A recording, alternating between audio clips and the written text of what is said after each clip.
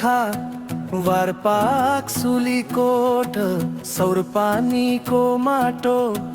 मनको नै चोट नाम दिपेन्द्र सम्झनामा बाँचेको हाल कोरिया भए पनि मन उतै दौडेको छ सौर पानी डाँडामा हावा सरेर बालापन हाँस्दै आउँछ फरेर दरुदीको तिरैतिर कलकल बग्ने मनका कुरा नदीले पनि सुन्ने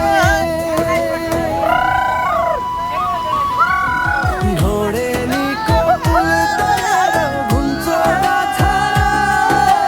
भने जेडाडा हुँ सौर पानी आरू बोटे मन गएर बस्यो त्यही